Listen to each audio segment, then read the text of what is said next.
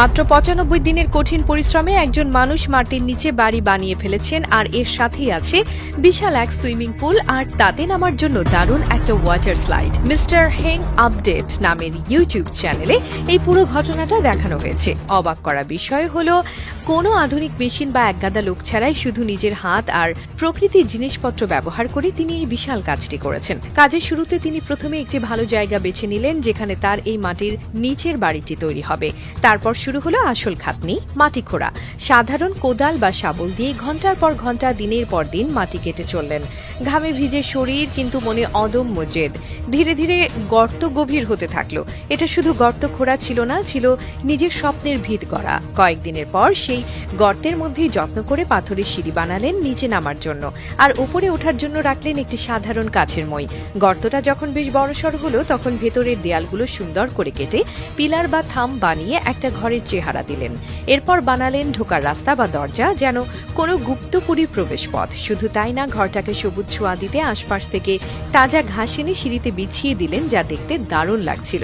ছোট ছোট নুড়ি পাথর দিয়েও ঘরের চারপাশ সুন্দর করে সাজালেন। দুটো সুন্দর দেখতে কোন আকৃতির জিনিসও বানালেন, যা বাড়িটার সৌন্দর্য আরো বাড়িয়ে দিল। এভাবেই মাটির নিচের কাঁচা ঘরটা একটু একটু করে সেজে উঠতে লাগলো।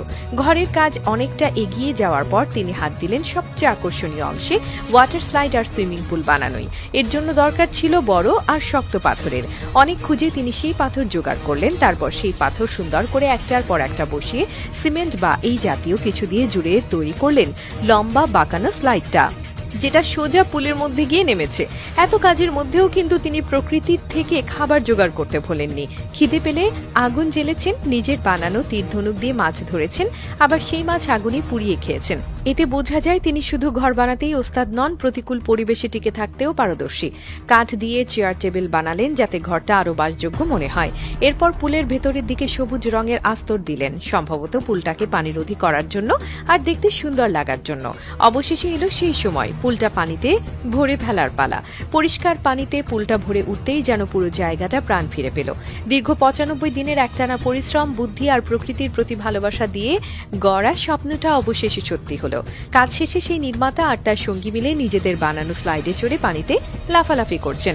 তাদের মুখের হাসি বলে দিচ্ছিল এই সৃষ্টি তাদের কতটা আনন্দ আর তৃপ্তি দিয়েছে।